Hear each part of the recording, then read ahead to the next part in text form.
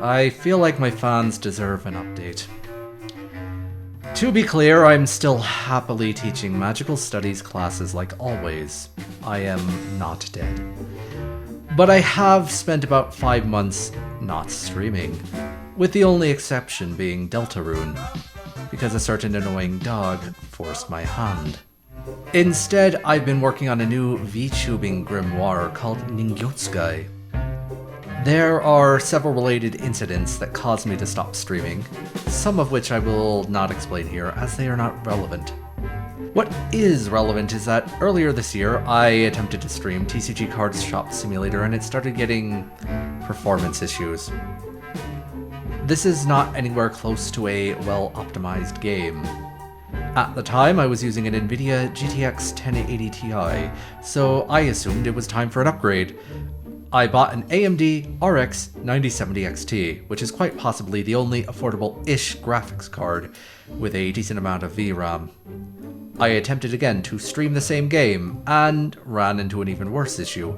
Driver timeouts that would not kill my game, but instead wipe me out of existence.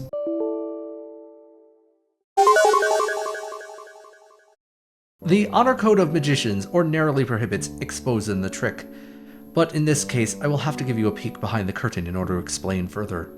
If you are hesitant to discover the inner workings of your favorite suspiciously young-looking VTuber, turn back now. The dark magic that gives most VTubers form is called Live 2D, but I was not made from that magic. I was instead made from a different grimoire known as Inochi 2D. With both grimoires, one spell is used to create a form, and another is required to breathe the life into it. For me, those spells are known as Inochi Creator and Inochi Session. Inochi Session requires you to provide it with bindings to instruct it how to move my form. These bindings cannot be copied, meaning every time I alter my form, I must recreate all the bindings by hand. One by one. In fact, it is specifically this problem that started me down the path to writing my own VTubing grimoire. I just wanted to be able to copy my bindings. My first instinct was to alter the Inochi grimoires to suit my needs. The terms upon which I acquired them permitted me to do so, but their construction in a language called D proved unrelenting. I tried 2 different spells of compilation to no avail, so altering Inochi Session was out of the question. In my searches, I discovered another grimoire called Inox 2D, written in a language used to teach crustaceans how to read. I wrote a simple cantrip to copy bindings, and it worked perfectly. But if I could create my own VTubing spells, why stop at merely this one issue?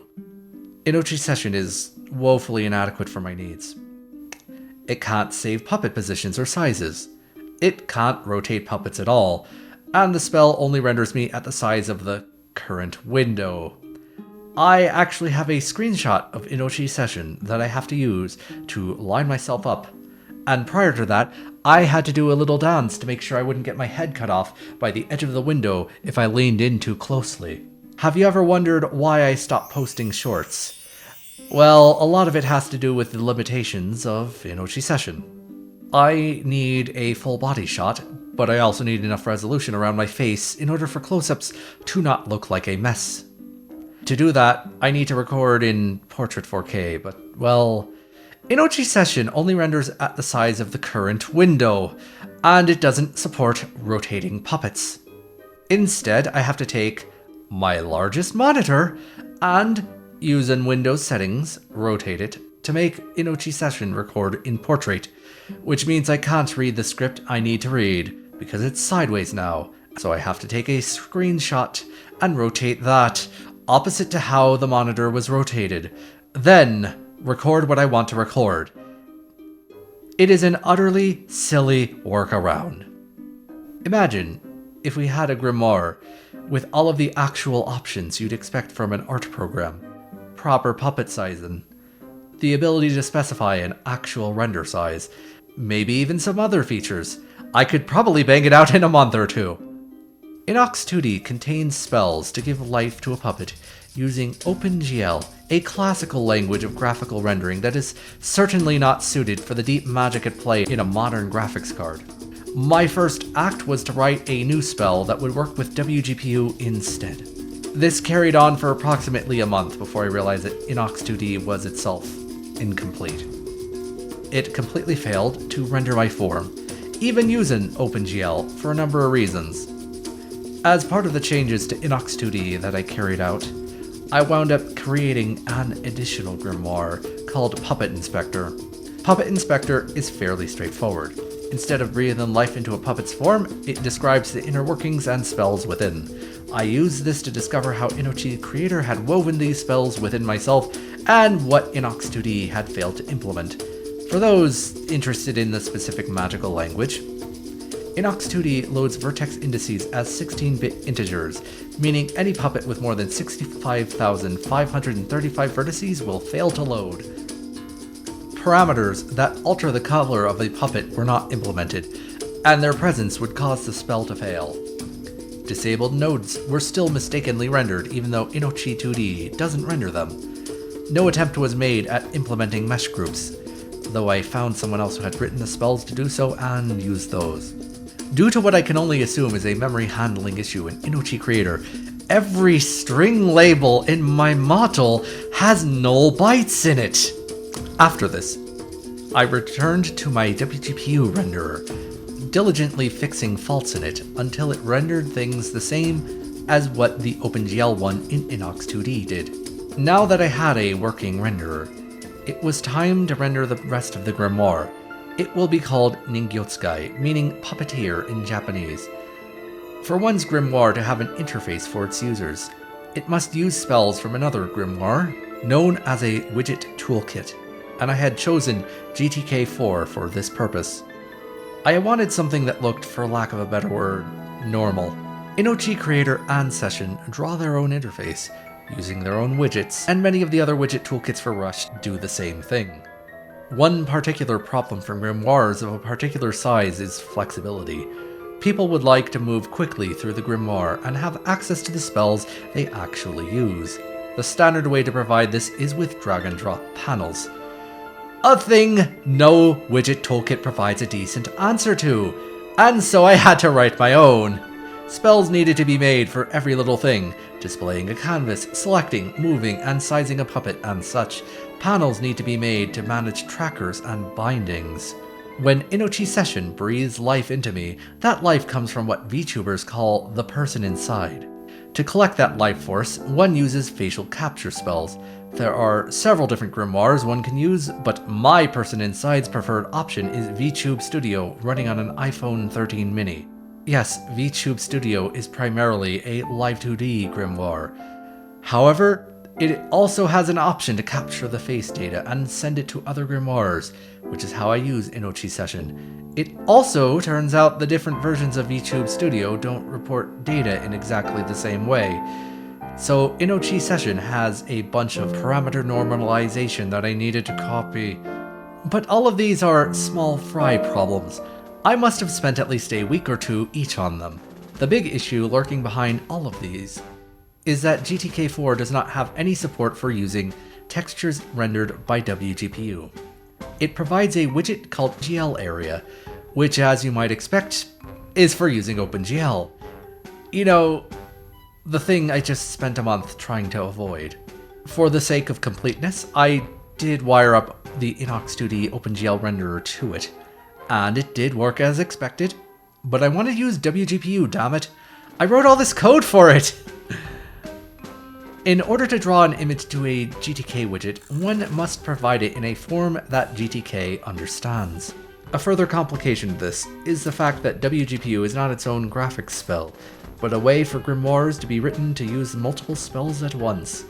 If you are on Windows, it may use Vulkan or DirectX, while disciples of the Fruit Cult may find the same grimoire using Metal. GTK is not written in the language of crabs. It does not comprehend any of this. Instead, one must provide a DirectX texture on Windows, a DMA buff on Linux, and so on. While the modern languages of graphics have fragmented, they all have ways by which one may refer to a texture from a different language. One must first create a texture in a special way, and then perform a ritual to obtain the true name of the texture. I first set out to write this spell on Linux. This required stripping away the illusion of wgpu and working directly with Vulkan, a strange language in which parameters are conveyed as linked lists of extension structures.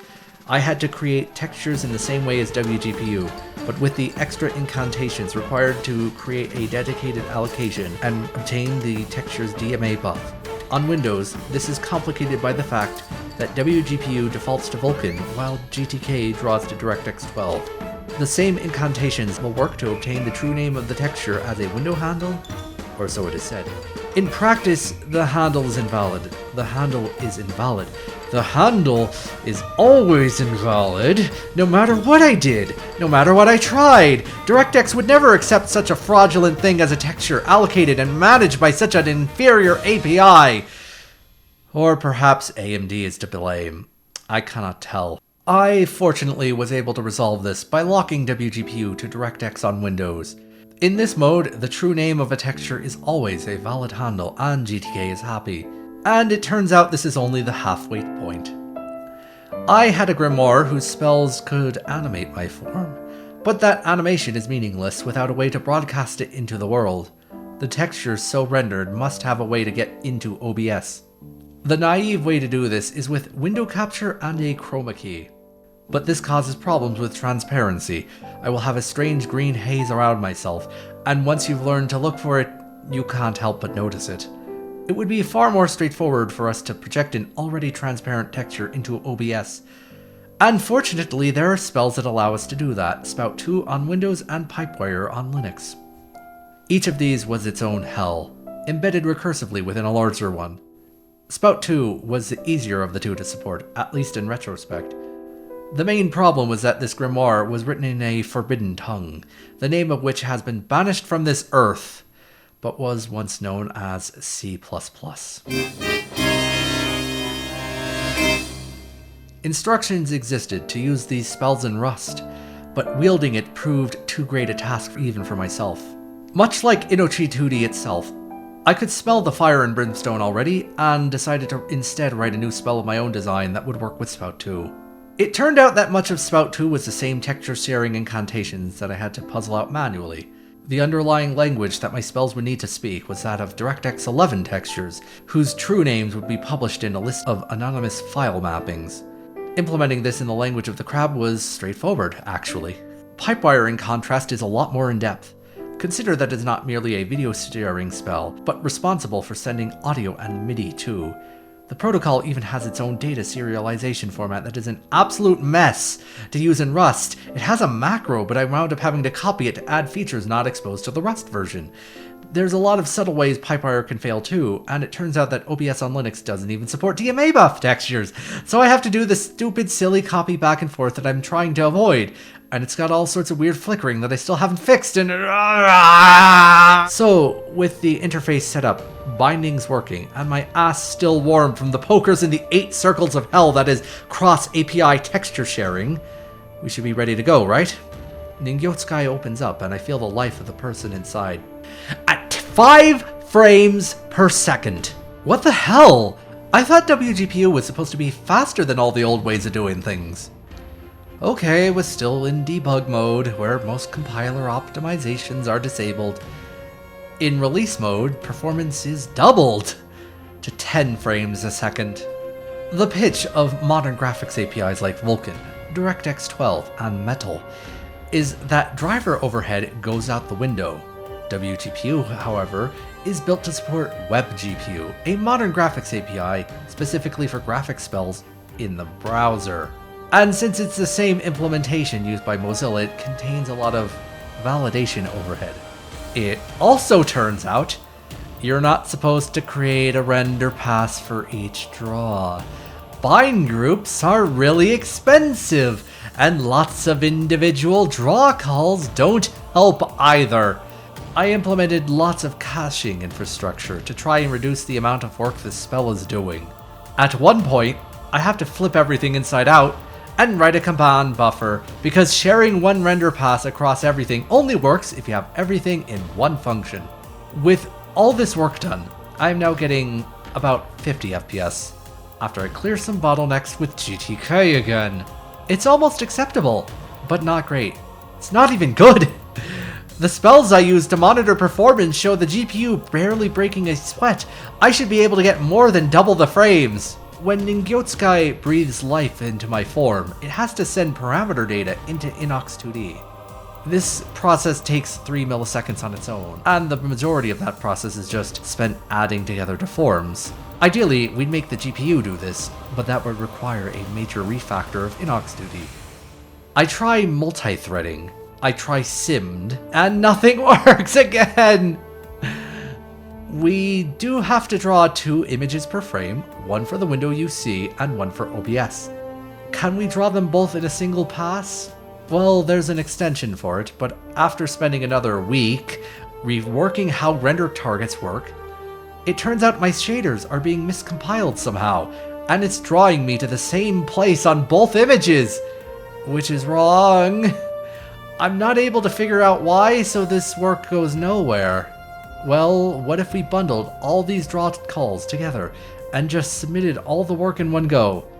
I mean, sure, that works. After another week-long rewrite and a week spent fighting the shader compiler about what the instance index is defined as. Oh, and I have to submit the textures all as one big array. Whoops, that's too much in a single allocation for an AMD card, so I have to repeat the same fight again, but sending an array of texture references rather than one big texture. We gain 10 frames per second. Dips below 60 are rare. I think that's good enough. At this point, I'm almost done. I just have to put the finishing touches on Ningyotsukai, package it up, and release it to the world. Maybe even record something with it first before I switch over for real. I just need to fix a few things, like on Windows, the app deadlocks for 5 minutes every time you start it up for no reason. The magic circle in my eye that binds me to the person inside isn't rendering properly. There's currently no way to save the current state of the puppets on the stage. If the artboard is portrait-shaped, portrait-shaped models aren't the right size. Sometimes in Ningyotsukai just deadlocks for no reason. Scrolling around the viewport doesn't respect the artboard sides correctly. You can't edit bindings or save them to the puppet itself yet. Maybe I could add an option to attach a different art to your model after the fact. Okay, maybe I'm not almost done, but it's close enough to make a video about it. I'd ask if any suitably knowledgeable wizards would try out my new grimoire with any spare Inochi 2D models that they have lying around. But to be honest, the Inochi 2D community is actually really small. The default choice is live 2D after all. I'm hoping that I can get a release of Ningyotsukai ready by the end of June. But then again, this whole thing was supposed to be done in like March or April, so who knows? Regardless of what happens, I'll keep everyone else up to date on it. If you want to stay up to date with the progress of Ningyotsukai, why not try following the project on GitHub, or checking out the Celestial Sphere, which is our Discord server, or failing that, maybe like, share, follow, and or subscribe based on your platform of choice, so more people get a chance to see what I've made. Thank you regardless, and see you next time.